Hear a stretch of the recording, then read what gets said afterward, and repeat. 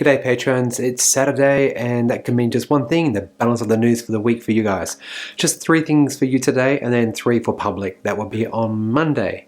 So let's get straight into this, and a really good one I want to share with you, and I think we should all be sharing it out there, is that The Driven have actually done a really excellent story. I think it's written by a contributor about electric vehicle myths and how they need to be debunked now. So, like things like myth number 1, electric vehicles in whatever name, country, state, wherever the hell you are dirty. And they produce as much carbon dioxide and emissions as a petrol or diesel vehicle. My parents have asked me this, and they've asked me plenty of these questions, and they want reassurance that, yeah, these things are actually okay. So awesome. The next one is that the grid cannot support an increase in electric vehicles,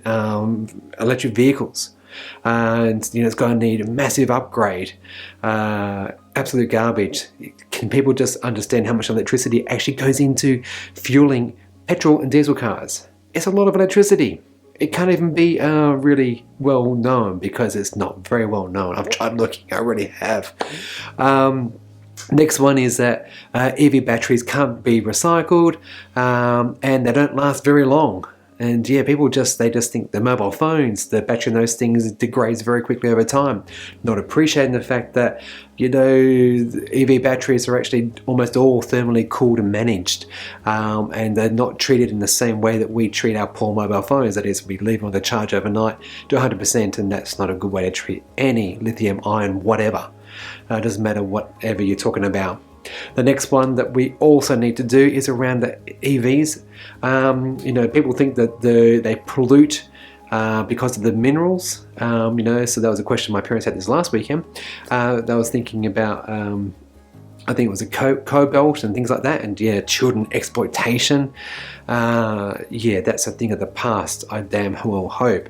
There's blockchain technology around this. So yeah, I'm just thinking that this story, I feel I want to rip it off and, well, steal shamelessly, and I'll plug the story, and I should probably just shoot it because it'd be a fun one to do. And the next one, and this myth is actually a reality, is that there's not enough public charging points around. And you know what? If you're on the eastern seaboard of Australia, you're fine. Go inland, you're in trouble. Western Australia, you're in trouble. Central Australia, you get the idea. The adage I like to say to anybody is that I can charge my electric vehicle in millions of places, and that's an exaggeration. In Australia, there's millions of places I can charge my car. This house, if I could run a power lead to my car, not a good idea, but I could, has more than 3 dozen power points. I kid you not. So again, this street, we could all plug in at the same time. We're not going to overwhelm the electricity grid, and we all have plenty of access to charging availability. Next one's going to be around how electric vehicles catch fire a lot, and well, no, they do not. And finally, the one that over a lifetime, an electric vehicle, the manufacture of it rather, actually consumes way more energy than an internal combustion engine, and the carbon footprint is bad. Again, nothing, bullshit, absolute garbage. Yeah, these are all definitely myths that probably need to be revisited quite regularly to actually pull them right down. Next one is from our friends in Melbourne, actually, SEA or SEA Australia, or SEA Electric rather. Now, they were originally founded in Australia by Australians, but they've recently been sold to like a California company. But we're going to pretend they're still Australian, aren't we? Because that's what we do. Anywho, these guys, they've completed the installation of a 100 kilowatt rooftop solar system. That is like huge. Massive. Most homes have got 5, 6.5, 6.6, don't know why they use that number, kilowatts of solar on people's roofs, and they've got to put 100. Meaning that this facility is powered entirely, it's run entirely on renewable energy. With 250, 400 watt solar panels, this massive rooftop basically means that they're running all the time on renewable clean green energy. So much so, they're exporting energy to the grid, and to date have done more than 24 megawatt hours of electricity. That's like 24,000 kilowatt hours of energy, folks. Very good. And I think, judging from this article, that they've actually exported to the grid more than 90% of the energy to the grid, means that they actually don't need a lot in that plant for some reason. So awesome news, good news, and be lovely to actually get an invite down there one day. But yeah, let me know if you think I should be doing these sort of stories in the public domain, because generally renewable stuff doesn't rate well, so I stopped doing it. People just care about electric cars because they're the solution to everything, aren't they? They're 20% of the problem. Yeah. But the energy, electricity, that's 50% of our problem. So I think we need to cover this, but again, it's just a waste of my time. So I don't do it anymore. All right. And the final story is this, and I would like to hear your thoughts. How would you feel around carrying a little battery as a potential booster for you? Hey? The specs on this, I don't think really worthy of an emergency charge. Basically, you can get 30 kilometers of additional range, best case scenario. So think of it like a jerry can that you carry in your car. That would no doubt be quite heavy. And so that 30 kilometers you could get from it to actually get you a rescue charge is probably then negated by the fact that you're carrying that extra weight around and taking 30 kilometers off your total range anyway. I see this actually as a real good solution for like RACV and roadside assist, people like that, but not for everyday people like you and me, the good old Joe Blows. So yeah, let me know. Put your thoughts down below. I'd like to hear from you. All right, time to go public. So let's get into this one because it's all about Tesla, and that's going to get views and views and views because that's the way it works. Okay, moving on. Tesla plans to open a factory to produce battery manufacturing equipment in the Canadian city of Markham, Ontario. Mayor Frank Scaparati, I think that's how you pronounce it, apologies if I just butchered it because I do that, said that the Tesla, the electric car company, is going to produce in Canada cheaper, high-range batteries of the 4680 type. Brilliant. But dude, Elon, Australia, 9 out of 10 of the minerals that you actually put in the batteries come from here. Yeah, you've got big deals that we don't know about. Well, we know some of them, but most of your lithium and jazz comes from this country. So why not? Why not have a battery plant here? Do I sound desperate? Yeah. Do we want it? Yeah, definitely. Next up, and it's been a while, but let's talk about charging because, look, Tesla has opened its network to non-Tesla owners and also Vicinity centers, I think I'm saying that correctly. They're like a shopping mall conglomerate, and they've announced a strategic partnership with low-carbon energy company ENGIE to deliver electric vehicle fast charging stations in car parks all around Australia. Now, before you go snooze fest and click on fast forward, just hold up for a second. It is exciting because these guys are huge. They are seriously huge. They not only run like shopping malls like Chadstone in Victoria. Sorry, a bit colloquial there for anyone who's not Victorian. They run Chadstone. Not Chatty. Well, we call it Chatty, stuff it. But they also run these places, which are no doubt near you. And in fact, across the entire country of ours, there's more than 60 of them. Awesome, right? So, fun fact, 66% of the Australian population live within 30 minutes of one of Vicinity's shopping malls. 66%. So that's why this story is important. In this deal with ENGIE, up to 30 centres across Vicinity's national portfolio will feature DC fast charging units that draw on renewable energy, key point, to deliver not just more kilometres to EV owners, but also they become customers at these malls whilst their cars are getting filled up. It's a win-win, I say.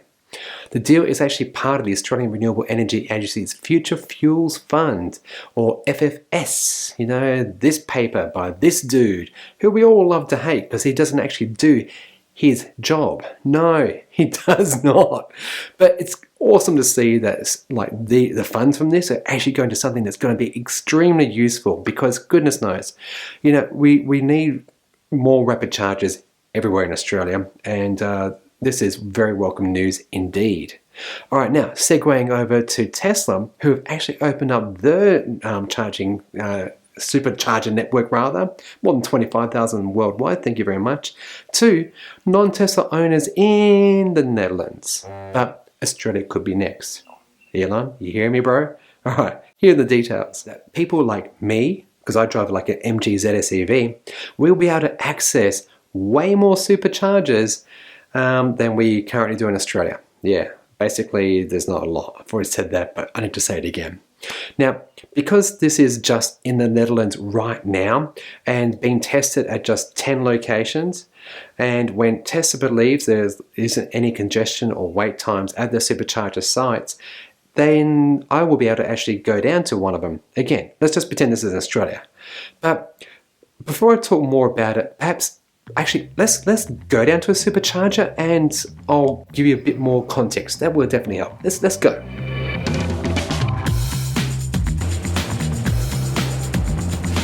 I've come to the Moonee Pond Supercharger because I want to demonstrate some potential problems that may exist for like people with electric vehicles that are not Teslas. For those unfamiliar, Teslas have the charging port on the rear sort of third or boot area of their car. And so most spaces you actually reverse into them. There are some exceptions where there's actually like a parallel one, but generally, yeah, you reverse into them. And the cord is only long enough to actually work with Teslas. So if your charging point is in a different location like mine, it could be an issue connecting it. So let's see if this actually reaches. No. That is not going to work. I've parked quite fairly center in this bay, so I think if I actually back it out, park closer to the line and up to the actual Supercharger itself, I should be able to connect. So take two. Okay, let's have a look, shall we? Yeah, right, well, I parked really close to the line, and you know what, that'll be super annoying to anyone who's parked next to me. First issue. Now, next issue might be if I can actually connect it, I guess, because that was bloody hard, and man, this one is really hard to actually pull out.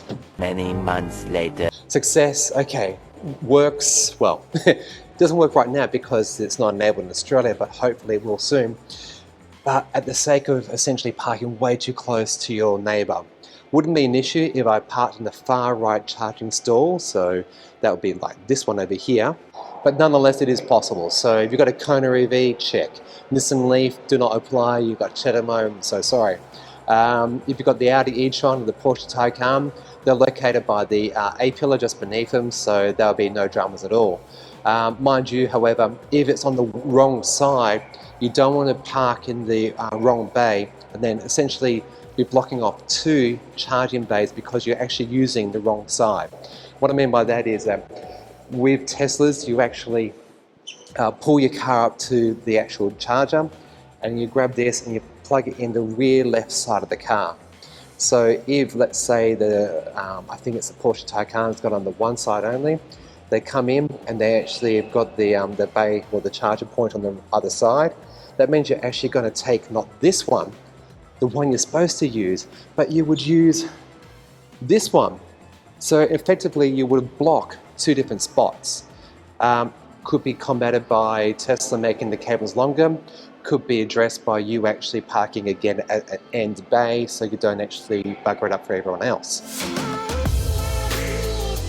Because of my Powerwall, I've got more than 15,000 Supercharger free kilometers. So if Tesla opened this up to Australians, would I be able to get those 15,000 free supercharging kilometers? I doubt it, but it'd be nice if it was possible. One last note before I get back to the studio is that cars like mine actually don't charge that fast. They're limited to 75 kilowatts. So me charging here would take at least twice as long to get the same number of kilometers, say, as a Tesla. Most others, like the Kona, the Porsche Taycan, Audi e-tron, Kia e-Niro, they've all got faster abilities compared to mine. So I'd be curious to see if Tesla actually introduces a potential time charge-based system instead of a kilowatt-hour system. Who knows?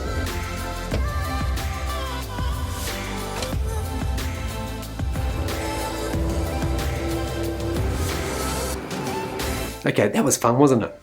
To use a supercharger, your non-Tesla EV drivers like moi would need to download and create an account via the Tesla app, and it's got to be version 4.2.3 or higher. This trial is only currently open at these sites And for my international viewers who are thinking, hey, I actually live nearby, maybe I live in the UK or in, I don't know, Belgium or a neighboring place to it. You can't actually go use them. It's only open to people in the Netherlands at the moment in this trial form. When it does come to Australia, and again, remember it's got to be on version 4.2 or 3, watch this, you select charge your non-Tesla and find your Supercharger site. You add your payment method if you haven't already. Plug in your car, select which stall you're at, so just check the numbering that's actually on it. Click on start charging, and then when you're all said and done, click stop charging, and that will complete your charging session. Pricing is supposedly really good, and if you don't join the monthly debit program, that's like a opt-in or opt-out subscription that decreases the price from 57 euro cents per kilowatt hour down to 24 cents per kilowatt hour, and that's just like 37 cents Australian per kilowatt hour equivalent. So that's actually really competitive. And for those who already actually own Teslas, your pricing stays the same, and the way you interact with the Supercharger rather, also stays the same. So you just plug in, charge, and then walk away, and then it's a breeze. That's why Teslas are so awesome. The additional cost here that's going to be borne by people who don't own Teslas is to support, basically Tesla's got to integrate and allow this for a broad range of vehicles, and also make some potential adjustments to the sites, like what I demonstrated in that little piece I just did back then. And that also, this is interesting little point, rates vary by site.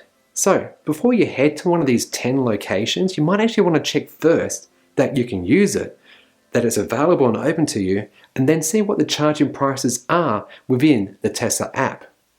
In this screen grab, you can see that idle fees are a very healthy one at €1 per minute. That's like $1.56 per minute, which is awesome because, public service announcement, these are not parking spots, they're charging bays. When you finish charging, move your car. Do not even dare park at it and not plug in and not charge. No. Public service done. And CDV, I feel your pain, brother. I really do. I really hate people who are basically EV holes or ice holes. You know who you are. Charge, move, go. All right, moving on. Wrapping this segment up, I can't wait for this to come to Australia. I really can't. We've got like a massive country, and there's not a lot of chargers relative to it. So by adding a dozen more sites with thanks to Tesla is a good thing. Now, if you are a Tesla owner, I would be curious to hear your thoughts.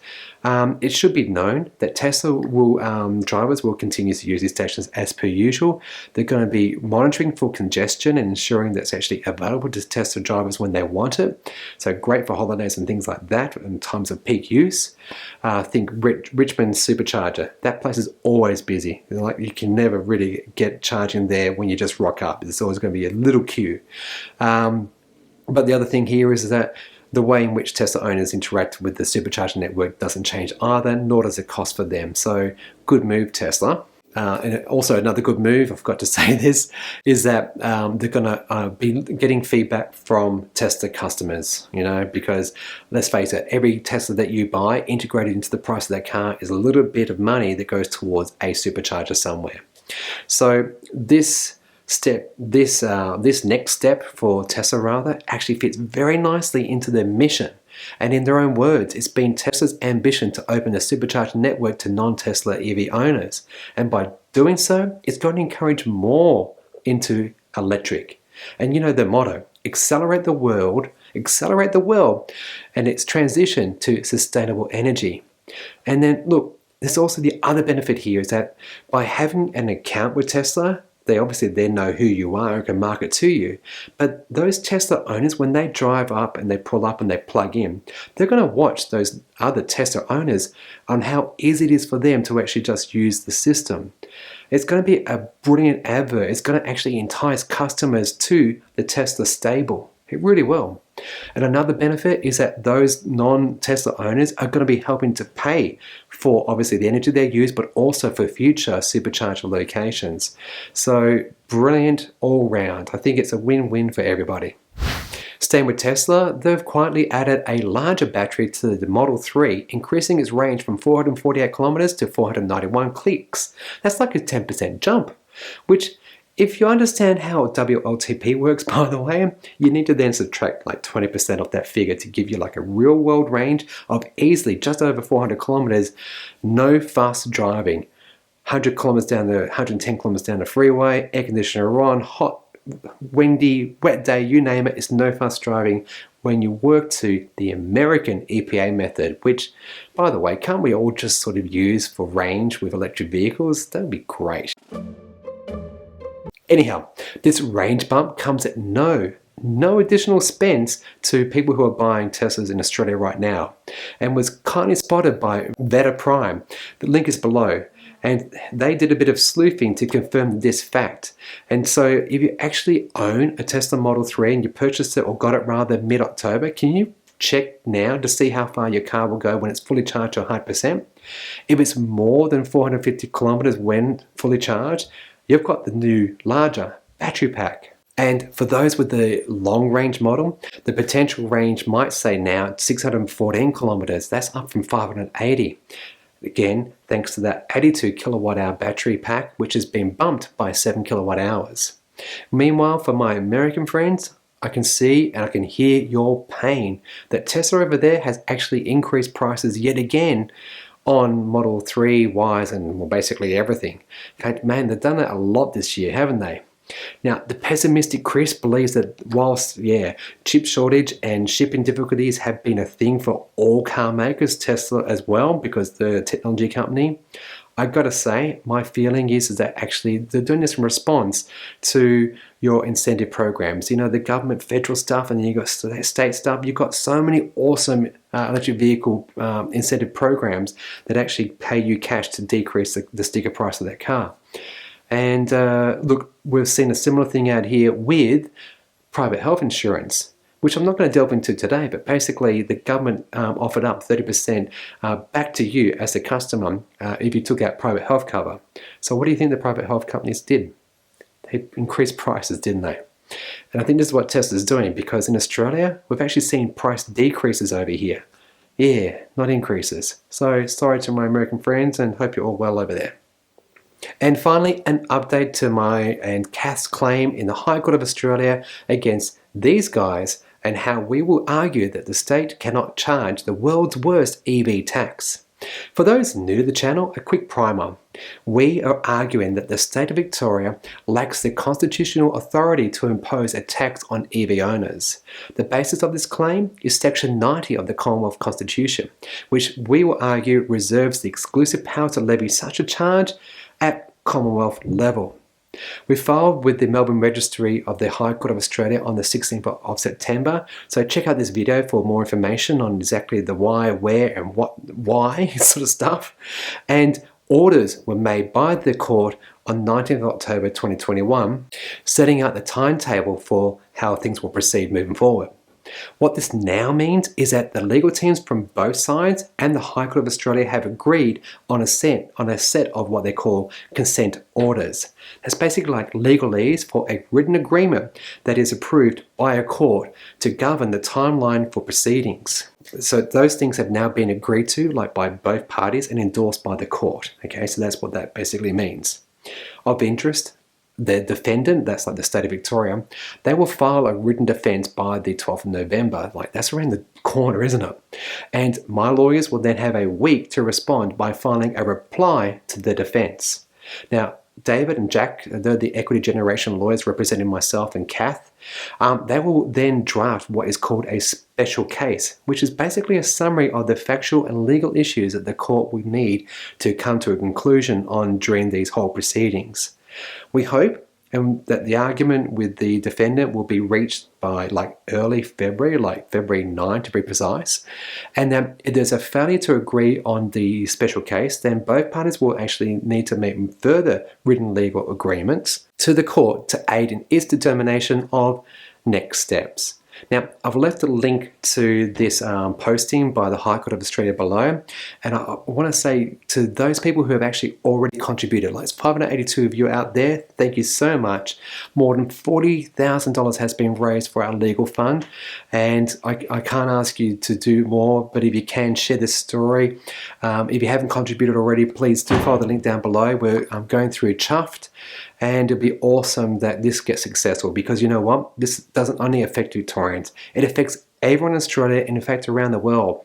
Many countries are observing what's going on here, and they're going to be looking to what the Victorian state government has done around this road tax, you know, that you basically tax 2 or 2.5 cents per kilometre driven for doing something that is actually better for your health, better for the environment, better for communities. And what do? They go and slog us with a tax that is just dumb on so many levels. I could do a big rant, but I won't. Again, go check out this video, and I'll keep you updated as per usual on this channel as things come to light. Okay, well that'll do it for today's episode, and if you watched it now, thank you so much, I really do appreciate it. If you haven't already, do consider subscribing, or if you want to see more content like this more often, consider joining me over here on Patreon, where you get all this, including news, polls, behind the scenes, and a lot more that I just can't show you here on YouTube. And I'd like to say a big thank you to not only just, all my patrons, they're awesome people, they really are, but also my producers, Adam Tyson, Alan Byrne, Ashley Hill, Bruce Hall, Chaotic Media Technology, David Lynham, MNICT Specialist, Nigel Farrier, and Tessa in the Golem. And as per usual, you be good and you be green.